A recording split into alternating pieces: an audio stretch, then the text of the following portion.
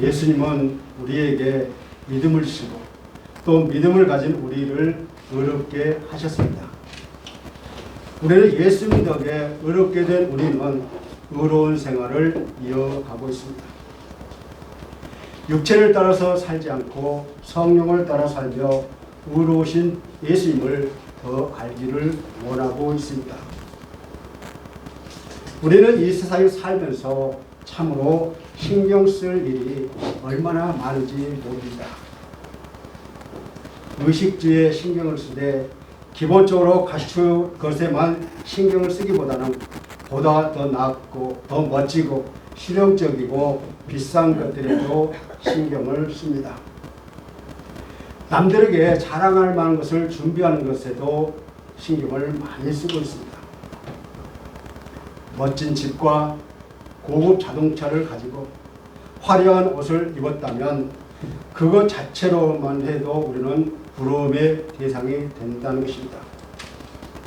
뿐만 아니라 배우자, 결혼, 자식, 직업, 명예 등에도 우리는 굉장히 많은 신경을 쓰고 있습니다. 어떤 이들은 사회의 구조나 평등이나 복지에 대해서도 관심을 가지고 있습니다. 우리 신앙인들이라고 해서 이런 것들을 소연하지 않습니다. 신앙인들도 일반인들과 똑같은 그러한 생각을 가지고 있습니다. 하지만 신앙인들은 일반인들보다 더 가져야 할 생각이 있고 더 빼내야 하는 생각이 있다는 것입니다. 신앙인으로서 더 가져야 하는 그러한 생각은 바로 예수 그리스도의 생각입니다. 더 빼야 할 생각은 예수 그리스도께서 원하지 않는 그런 생각을 말하고 있습니다. 그런데 우리의 머리를 스쳐가는 수많은 생각들 중에서 모두 예수 그리스도의 생각과 일치하는지 우리는 검증하는 것도 쉽지 않다는 것입니다. 때로는 우리의 생각이 예수님과 맞는지 놓칠 때가 훨씬 더 많다는 것입니다. 그래서 우리는 영적인 민감성을 가져야 하고 우리의 생각의 방향을 바르게 정해야 합니다. 말씀을 묵상하며 우리의 생각을 객관적으로 검증하고 꾸준히 개선하고 관찰해야 한다는 것입니다. 그렇다면 오늘 본문을 통해서 예수님이 우리가 어떻게 초점을 맞춰야 하는지 함께 살펴보면서 은혜 받기를 원합니다. 첫째로는 기쁨의 근원이 되시는 예수님이십니다.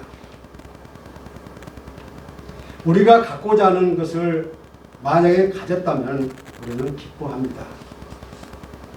또 남보다 뛰어나다 라는 그 소리를 들 때 우리는 기쁩니다. 앞날을 걱정하지 않아도 될 정도로 경제적으로 완성되어 있다면 더할 나위 없이 기쁠 것입니다. 그런데 어떤 사람들은 그때만 기뻐했을 뿐 시간이 지나면 별것이 아니라고 이렇게 말을 합니다. 이것은 한 번 기쁨의 이유가 영원한 기쁨의 이유가 되지 못한다는 말입니다. 사도 바울은 지금 가택연금 상태에 있으면서도 기뻐하고 있습니다. 그리고 그 편지를 받은 빌립보 성도들에게 주 안에서 기뻐하라 라고 합니다. 해도 되고 안 해도 좋다는 것이 아닙니다. 무조건 해야 한다는 명령입니다.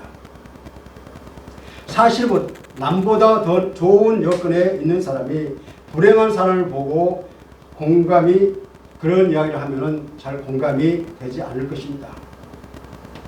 그러나 남보다 불행한 여건 속에 있는 사람이 자기보다 더 좋아 보이는 그 사람에게 기뻐하라고 할 때 왠지 설득력이 있지 않겠습니까? 바울은 슬픈 모습으로 기뻐하라고 하지 않았습니다. 오히려 자신이 먼저 기뻐하면서 기뻐하라고 빌립보 성도들에게 명령하고 있는 것입니다. 바울은 기뻐하라는 말을 빌립보서에서 16번이나 강조하며 말하고 있습니다. 그래서 빌립보서를 기쁨의 서신서라고 그렇게 부르기도 합니다. 바울이 무엇 때문에 기뻐하고 있습니까? 바울은 인간적으로 보면 기뻐할 조건이 하나도 없습니다. 바울은 지금 로마 감옥에 갇혀 있습니다. 감옥에는 먹을 것도 시원치 않고 입는 것도 좋지 않고 잠자리도 불편하고 무엇보다도 자유가 없습니다. 그런데 바울에게 기뻐할 조건이 딱 하나가 있습니다. 그에게 있어서 기쁨은 바로 예수 그리스도입니다. 주 안에서 기뻐하라라는 것은 주님으로 인해서 기뻐하라는 의미입니다. 예수님이 기쁨의 영원한 근원이라는 것입니다. 그러므로 주 안에서 기뻐하는 것은 세상적인 기쁨과 차원이 다른 기쁨입니다. 이 기쁨은 우리에게 큰 힘을 줍니다. 기쁨이 있을 때 우리는 고난을 이길 수 있습니다. 이 기쁨으로 우리는 모든 시험을 이길 수 있고 모든 문제를 해결받을 수 있습니다. 우리는 기쁨이 있을 때 면역력이 생기고 건강하게 된다는 것이죠. 기쁠 때 창조적인 지혜가 생기고 일할 수 있는 능력이 생기는 것입니다. 기쁠 때 화평이 있으며 기쁠 때 생의 가치가 있습니다. 우리가 기뻐할 때 우울증도 극복할 수가 있다는 것입니다.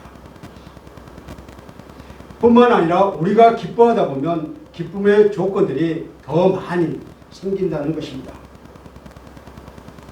바울이 교회를 위해서 수고하고 성도들의 믿음을 안전하게 보호하려는 마음에서 주 안에서 기뻐했기 때문입니다. 그러나 예수님을 믿는다고 하면서도 전혀 기뻐하지 않는 사람이 있어요. 예수님을 믿는 그 감격에 메마르는 사람들이 있다는 것입니다.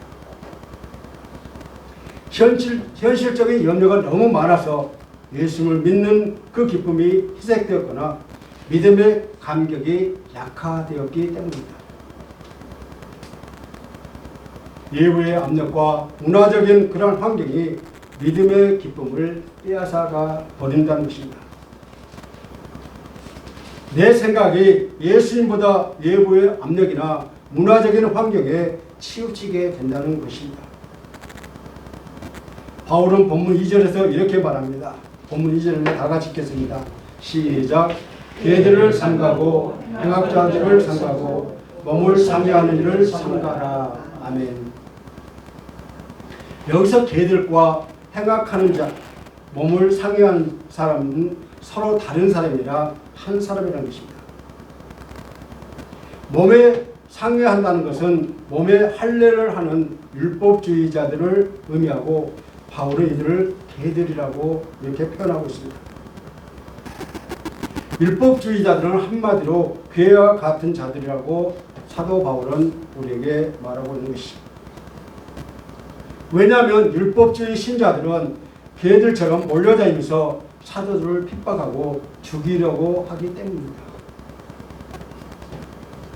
이들이 교만하여 자신의 의를 주장하고 끊임없이 교회 안에서 성도들과 싸움을 싸우고 있다는 것입니다.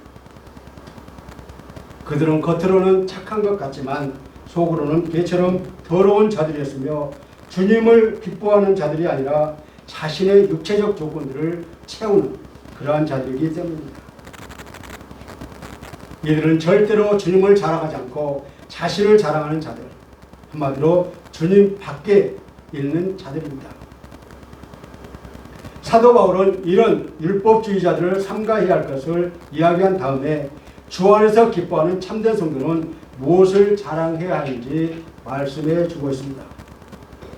그것은 바로 예수님을 자랑해야 한다는 것입니다. 두 번째로 자랑의 대상이 되신 예수님이십니다. 예수님으로 기뻐하는 사람은 율법주의 신자들과 다릅니다. 이들은 자신의 노력과 의지, 자기 성실, 자기 힘으로 봉사하지 않습니다. 봉사하는 것을 하나님의 은혜로 생각하고 기쁨으로 봉사합니다. 성령이 주시는 힘으로 봉사합니다. 이들은 열심히 봉사하고 나서 자신을 자랑하지 않는다는 것입니다. 오직 은혜를 주신 예수님만을 자랑하는 사람들입니다. 본문 3절을 다 같이 읽겠습니다. 본문 3절입니다. 시작. 하나님의 성령으로 봉사하며 그리스도 예수로 자랑하고 육체를 신뢰하지 아니하는 우리는 곧 할례하라. 아멘. 여기서 할례가 나오는데요.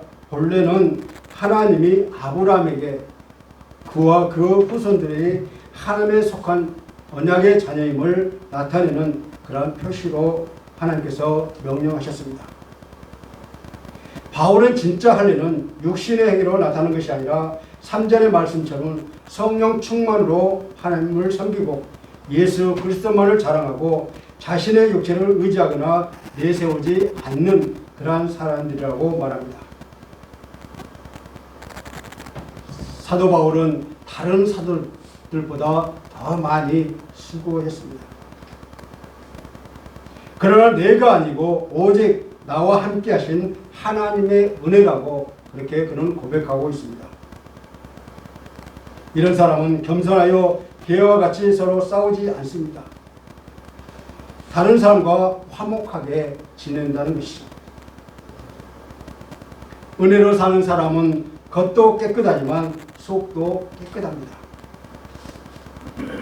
이런 사람은 주 안에서 기뻐해도 되는 사람들입니다. 그러나 세상 사람들은 자기를 자랑하고 싶어합니다. 우리 같은 직장에 들어갈 때 취업 면접 때 자기 자랑을 잘하면 취업할 수가 있습니다. 또 사업 제안을 할 때도 자기 자랑을 잘하면 투자를 유치할 수가 있습니다. 물론 자기 자랑을 하되 상대방이 알아들을 수 있고 상대방에게 호감을 사게 하는, 그리고 상대방에게 유익을 주는 그런 자랑해야 한다는 것입니다.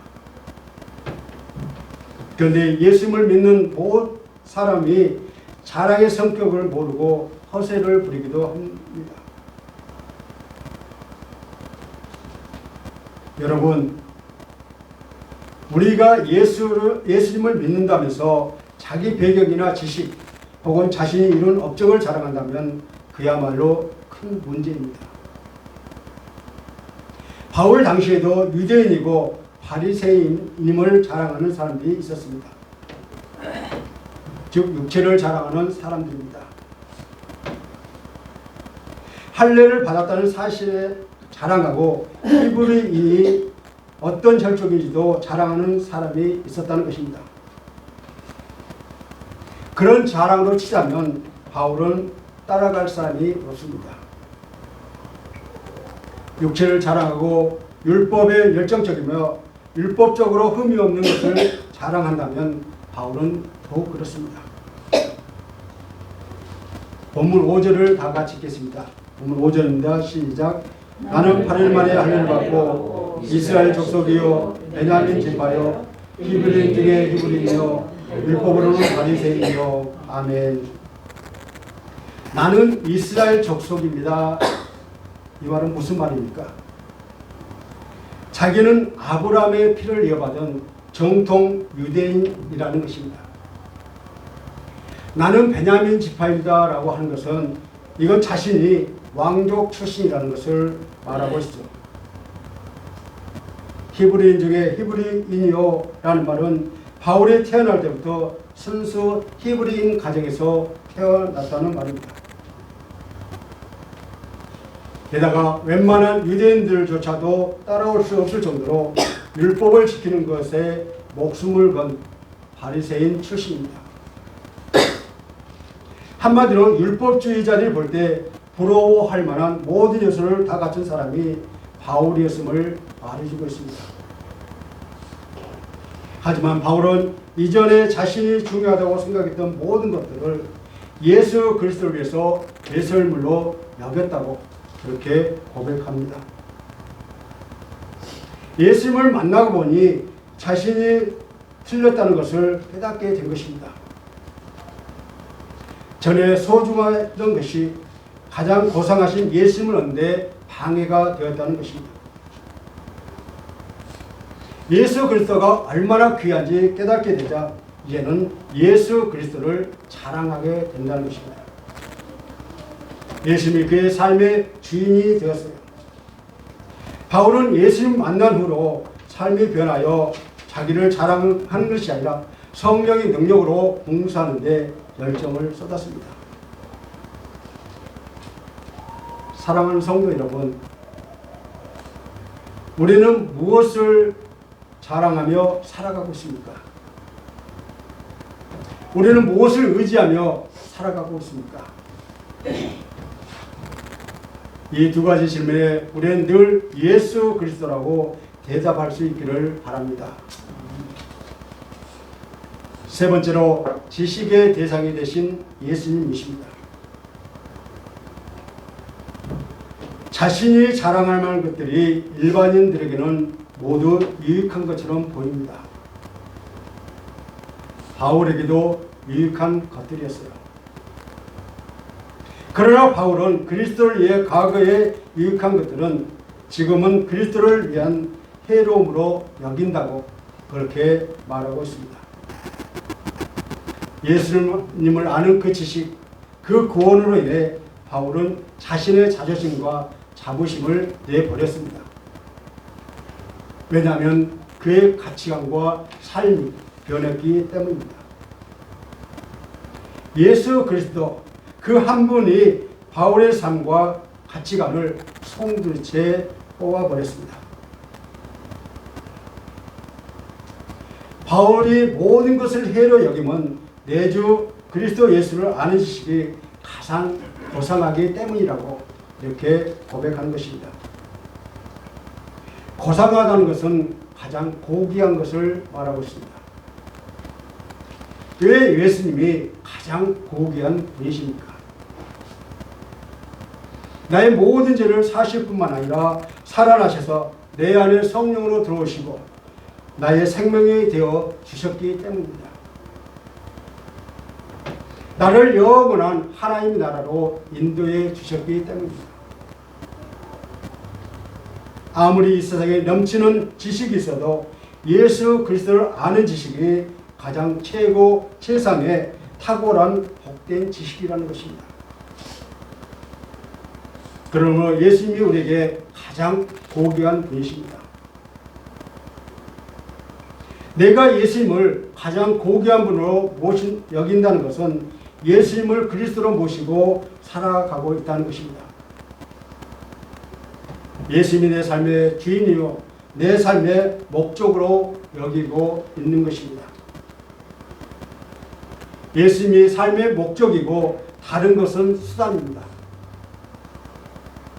예수님을 그리스도로 모시며 예수님을 중심으로 가치관이 바뀌어져 있다는 것입니다. 우리가 인격적으로 예수님을 만나고 예수님과 사귀고 예수님을 사랑하게 되면 우리 인생은 달라진다는 것입니다. 달라질 수밖에 없다는 것이죠. 세상의 가치가 최고가 아니라 어떤 것도 비교할 수 없는 예수님이 최고의 가치가 되기 때문입니다. 바울은 예수 그리스도와 올바른 관계를 맺고 보니 세상의 그 어떤 것에 매달아하며 목매달 이유가 없었다고 이야기를 하고 있습니다. 예수 그리스도께서 나를 위해 십자가에서 자신의 몸을 내어놓으시고 살찢고 피 흘려 나를 구원해 주신 고마운 분이시기 때문에 그의 가치가 어떤 것과 비교할 수 없는 것입니다. 바울은 가장 고귀하신 예수님을 아는데 그치지 않고 얻고자 했습니다. 그리스도를 얻는다는 것은 그리스도를 소유하는 것을 의미합니다. 알고 배우는 것에 그치는 것이 아니라 예수님의 능력이 나의 능력이 되고 예수님의 인격이 나의 인격이 되고 예수님의 비전이 나의 소망이 되는 것을 의미하고 있습니다. 그렇다면 이 시간 성령님께서 나에게 또 여러분에게 가장 중요하게 알고 생각하고 간직하고 있는 것이 무엇이냐고 물어보실 때 저와 여러분은 어떻게 대답할 수 있을까요? 만일 지금 나에게 유익한 것이라도 예수 그리스도를 얻는 데 장애가 된다면 그것을 해로 여기고 배설물처럼 아낌없이 버릴 수 있는 믿음을 달라고 우리는 기도를 해야 합니다. 주님 한 분만으로 만족하면 모든 것은 덤으로 다가옴을 의심치 않는 믿음과 구원의 확신을 가지시기를 소망합니다. 예수 그리스도를 얻으면 모든 것을 얻는 것이요 예수 그리스도를 잃으면 모든 것을 상실한다는 것입니다. 그리스도를 소유하고 그와 동행하면 그리스도로 내 마음에 충만하게 되면 세상에 그 어떤 것도 부럽지 않을 것입니다. 그러므로 그리스도를 아는 지식이 가장 고상함을 믿고 새로운 기준으로 날마다 새로운 삶을 사시기를 간절히 소원합니다. 네 번째로 의롭게 하신 예수님이십니다. 바울은 유대인으로서 태어나서 8일 만에 할례를 받았으며 율법을 배우고 익히고 실천하였으며 또 율법의 선생님, 율법을 가르치는 그러한 유대인이었습니다. 누구보다 율법에 충실함으로 흠없는 자로 자타가 공인한 자였습니다. 그 열심히 수철하여 율법의 이단자인 기독교 교회를 핍박하는 자, 그 앞장서 있던 사람이었습니다. 이렇게 살아가는 것이 의를 이루는 삶이라고 생각하고 믿으며 살았습니다. 그런데 예수님과 인격적인 만남을 통해서 예수 믿기 전에 소유했고 추구했던 그리고 누렸던 모든 것들을 내려놓으면서 그의 삶의 목적이 그리스도에게 맞춰졌습니다. 그 이유가 본문 9절입니다. 9절을 다 같이 읽겠습니다. 시작. 그 안에서 발견되려 하니 내가 가지고 있는 율법에서 난 것이 아니라 오직 그리스도를 믿음으로 말미암은 것이니 곧 믿음으로 하나님께로부터 난 의라. 아멘. 여기서 유일한 하나님과 올바른 관계를 맺는 것을 말합니다. 거룩하신 한 점 흠도 없으신 하나님 앞에 설 수 있는 인간은 한 사람도 없습니다. 왜냐하면 모든 사람이 죄를 범하였음에 하나님의 영광에 이르지 못하는 그러한 속된 인간들이기 때문입니다. 그러므로 인간은 아무리 자신의 의로움으로 하나님 앞에 설 수 없다는 것입니다. 우리 인간의 의는 분명히 한계가 있기 때문입니다. 그런데 하나님으로부터 난 의가 우리에게 부어졌다는 것입니다. 하나님께서 우리를 사랑하사 독생자 예수 그리스도를 십자가에 내놓으셔서 죽게 하셨습니다. 우리 죄를 대신해서 우리의 죄값을 지게 하셨습니다. 하나님의 사랑이요 하나님의 희생인 그리스도로 인한 의가 우리에게 부음바 되었다는 것입니다. 그래서 우리가 예수 그리스도를 믿으면 의롭다 칭함을 받습니다. 자신의 의로움은 율법을 잘 지켜서 얻은 것이 아니라 예수 그리스도를 믿음으로 주어진 의로움이며 이것은 하나님으로부터 주어진 의로움입니다. 사도 바울이 예수 그리스도를 내세운 이유가 바로 여기에 있습니다. 예수 그리스도께서 나를 위해서 십자가에 죽으시고 다시 살아나심으로 나를 의롭게 해 주셨습니다.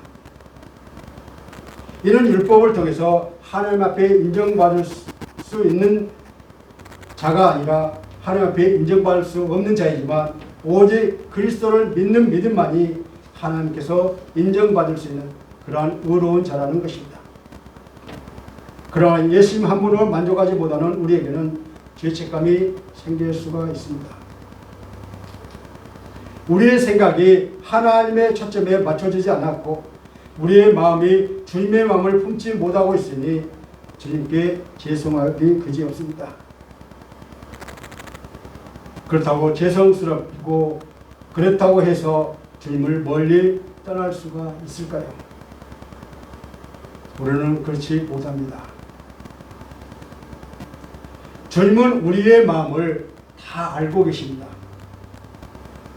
우리에게 매일 당신을 사랑할 수 있는 기회를 주고 계십니다. 비록 우리의 생각과 마음과 행동이 완전하지 못해도 예수님은 우리를 향한 그 사랑을 지속하고 계십니다. 예수님이 당신을 믿는 우리들을 의롭게 하셨기 때문이죠. 율법을 지켜서 의롭게 되는 것이 아니라 믿음을 가진 우리들은 하나님의 은혜로 의롭게 하신 것입니다. 그래서 우리의 신앙은 하나님이 주신 의로움의 기반 위에 있습니다. 예수님은 우리에게 의로워지는 그런 기회를 주셨고 의로움을 얻는 우리들이므로 의로운 생활을 지속해야 합니다. 비록 죄송스러워 해도 우리를 의롭게 하신 예수님을 떠날 수 없습니다. 우리가 의롭기 때문에 죄송스러운 생각도 가지는 것입니다.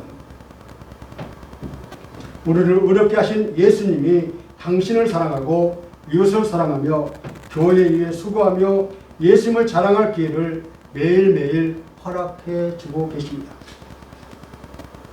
오늘도 우리는 주님을 사랑합니다. 사랑하는 성도 여러분, 사도 바울은 대단히 자랑할 것이 많은 사람입니다. 그런데 이제 예수님을 알고 나니 그 모든 것을 배설물로 여겼다고 그렇게 고백합니다. 게다가 내 주 그리스도 예수를 아는 지식이 가장 고상하기 때문이라고 이렇게 말하고 있습니다. 이 지식은 체험적으로 아는 지식입니다.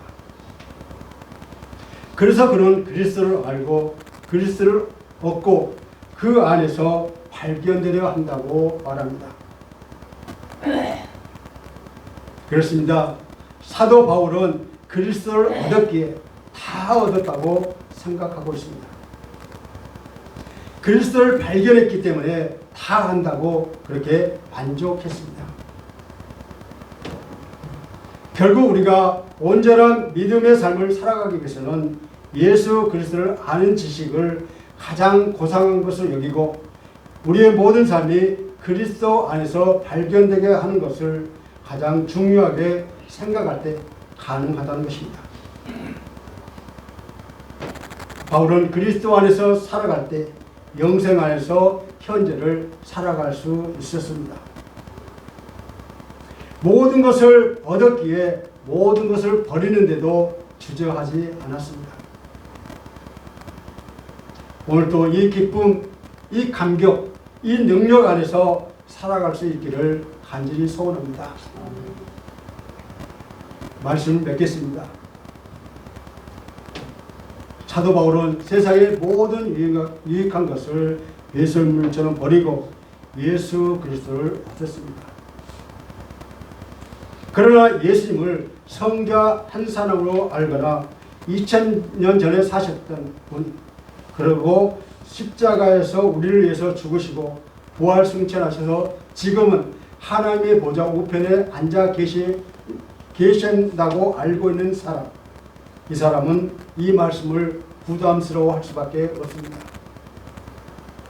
왜냐하면 버리는 것은 현실이고 얻는 것은 막연하게 여겨지기 때문입니다. 그러나 그는 예수님을 더 알기에 그의 모든 것을 예수님께 드렸습니다. 우리가 정말로 예수님을 알기를 원한다면, 그리고 진정 예수님을 믿는다면 사도 바울과 같이 믿어야 한다는 것입니다. 그러므로 항상 자신의 신앙생활을 점검하고 예수님과의 인격적인 관계, 예수님과의 친밀함을 우리는 사모해야 합니다. 진정한 믿음은 예수님과의 인격적인 그런 그 과정에서 우리는 진정으로 믿는 것입니다. 지금부터라도 모든 교인들이 예수님만 바라보고 예수님만으로 만족하고 예수님이 친히 쓰시는 사람들이 다 되시기를 주님의 이름으로 간절히 축원합니다. 이 시간 나의 기쁨의 근원 되신 예수님을 자랑하며 살고 있는지 잠시 묵상하시겠습니다.